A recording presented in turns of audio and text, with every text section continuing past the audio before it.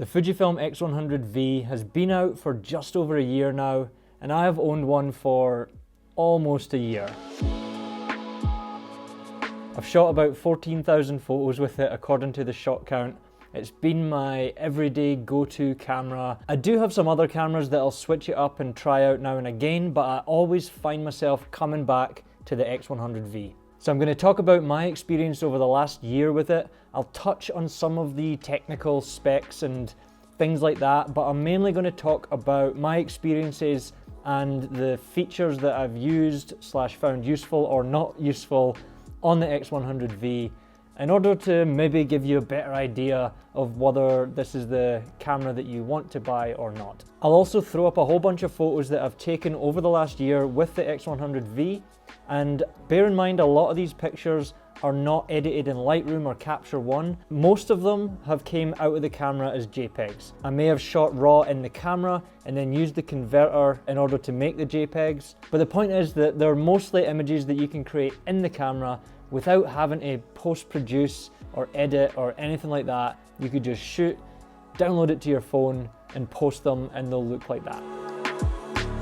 So we'll start off with an obvious one, is the size of the camera. It's pretty small, it's compact, it's bigger than a Ricoh GR, which makes this not pocketable in my opinion, whereas the Ricoh GR is pocketable. However, this is far easier to throw on a camera strap, put it over your shoulder, or use a wrist strap if you prefer, and carry it around all day without it getting in the way or being annoying like many larger DSLR cameras can become. It's not a heavy camera, probably due to its size, but it does feel sturdy. It feels like a pretty sturdy metal construction, and I don't remember the exact weight of it. It's not heavy, but it's also just, it doesn't feel cheap and light either. But either way, you could carry this around all day without getting a sore shoulder or getting tired or anything like that. The lens is a big selling point of the X100V. It's an updated version of the 23 f2 that was in all of the older models of X100s. And while they were already good lenses before, they've upgraded this to make it sharper, particularly at f2 and focusing close to things. The older models had kind of a fuzziness about them, and it is gone on this camera. And one of the reasons that drew me to it was that I could use this as a backup camera at weddings. Another first for the X100 series and a big selling point for a lot of people is that this one is weather sealed, whereas the older models were not. But there is a caveat, and it's not fully weather sealed unless you take off this little ring on the front and add a filter that you have to buy separately. Now I believe you can add any filter, and I have a square hood adapter and a B&W filter that came off an old Canon lens that I had. Now with that filter on there, it makes the camera fully weather sealed. I don't know that it would be as good of a weather sealing as the likes of a Canon DSLR or like professional level camera, but I imagine it's good enough, and I would trust it far more in the rain than I would of the older X100 models, and definitely a lot more than with any of the Ricoh GR models. The flip screen is a feature that I've quite enjoyed when I feel the need for it. I shoot horizontal all the time, so I would only ever flip it up this way. There is a lot of people that would complain that it doesn't flip vertically, whatever it is, this way, like the XT3 and 2. That's something to consider if you like to shoot vertical a lot, but I shoot horizontally, so I have no complaints, and I think that's absolutely perfect. I also like that Fuji was in kind of a tight position because a lot of X100 purists didn't want the flip screen to be added. They felt it would add too much bulk, but Fuji engineered a way to make it flush. And so if you don't want or have any interest in using the flip up screen, you can just kind of ignore it and you barely even notice it. I sometimes forget that it does it until I feel like I need it. So yeah, I think it's fine. It's probably still kind of annoying that it added some price to the camera. However, it's better than if it was a big bulky thing, right? And I know that there's also a contingent of people that wished it had a flip out screen because they much prefer that type of thing. I think for street photography, this is perfect, and that seems in my mind to be the sort of demographic that this camera is aimed towards. Street and documentary, I guess. They also included a touchscreen on the X100V, and I think that was because they removed the D-pad here. But the touchscreen is useful. At first I quite liked it and I was okay with it, but after a while I accidentally swiped, or accidentally used one of the touch swipe functions and changed something, or I think the way I hold the camera when I'm walking around, I took like 100 shots, and when I went to lift up the camera and take a picture, the camera was locked up because it was processing so many photos. And so I ended up turning the touchscreen off because of that, and I haven't really used it since. Although I do like to have it on if I'm in a low light environment and I'm shooting at f2, because I can change the focus point with my thumb. Not so much focusing or taking the shot with my thumb, but just moving that focus point around so that I can get fairly accurate focus at f2, and I can move the point faster than any other way I've ever done it. Usually I'm using the center point and focusing and recomposing, because that was always felt like the fastest way for me in the past. So yeah, touchscreen's fine if you like that kind of thing, but I find it a little bit annoying for street photography, I guess. And speaking of the D-pad, removing that was a kind of contentious point for a lot of people. They like having those extra custom function buttons. I personally have enjoyed having this extra space to just like rest my hand without accidentally pressing anything. And there are also about 6 or 7 different other buttons on here that are customizable. That's enough for me, but if you're heavily into customization and changing things on the fly, then that might be something to think about, because maybe 7 buttons won't be enough for you, or they're just in the wrong place or whatever. So yeah, D-pad removal, fine by me, annoying to a lot of people. And I think that leads us into the ergonomics pretty well. Two-handed, the camera is pretty ergonomically sound. There is a bit of a lack of grip or things to sort of hold on to on this side, and I tend to bump these buttons a lot on the back. So my focus point would end up away over at the corner, and I'd have to move it back, or I would have accidentally rolled the shutter thing a little bit and changed the shutter speed, and just like little annoying things that took me a little bit of time to reset and get back to where I wanted before I could take a shot, and sometimes that meant it's too slow. So just the addition of a simple thumb grip helped me, because it would get my thumb out of the way of those buttons and just lift it up a bit. For some people with bigger hands, they might want to get a whole grip thing that goes on the bottom. I personally would rather not add too much more size, so the thumb grip just has worked well for me. Overall, I think if you're hoping that you can use this camera mostly one-handed, I think you'll be disappointed. I don't think you'll get enough grip on this side, and the camera, it's small, but it being sort of heavy enough that it doesn't comfortably stay in one hand, so it's not really designed to be one-handed, just kind of supposed to use two. Whereas the likes of the Ricoh GR truly feels like a one-handed camera. It's light enough that you can sort of change everything with one hand, and you could be carrying something with your other hand. So it's kind of what you prefer in that sense. But yeah, ergonomics aren't bad. For some, it's going to depend on the size of your hands, I guess, and your own proportions or whatever. All right, moving on.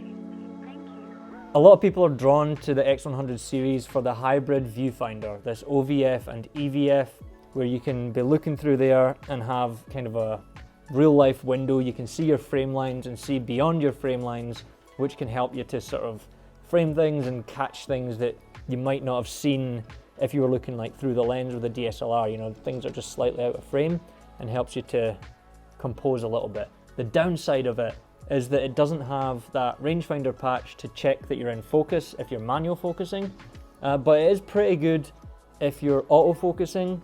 You just have to trust the green square that tells you if something's in focus or not. And it's quite nice to be able to switch over to the EVF if that's what you prefer, and you can see how your exposure's looking or get an idea of what the picture's going to look like after. For some people, you'd probably just rather have a rangefinder, and that's fine, but I mean, this is way cheaper than a Leica, so sometimes you've got to make do. The autofocus is pretty solid. It's much better than any of the other X100 cameras. I would say if you were comparing it to, let's say, an X Pro 2 with a 23mm f2, it's probably faster and quieter on the X Pro 2. However, this is like, most people should not be having an issue with the speed of the autofocus on this. It is up to modern standards in my opinion. However, I'm probably not the best person to talk about that since I almost exclusively shoot with manual focus. And speaking of that, manual focus is decent on this if you're shooting at apertures like f8 or f11, as I do most of the time. You can set it to about 10 feet, get most things in focus, and if you need to get things closer, you just move the thing from about an inch, inch and a half, pull it back, and it'll come to about 3.5, 4 feet. And it's pretty accurate at that, and at f8 and f11 a lot of stuff's in focus, so you get a good amount of leeway.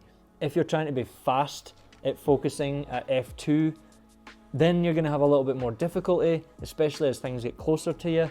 I would prefer to have that full manual sort of Leica thing where, you know, if your tab's over here, you know you're at infinity.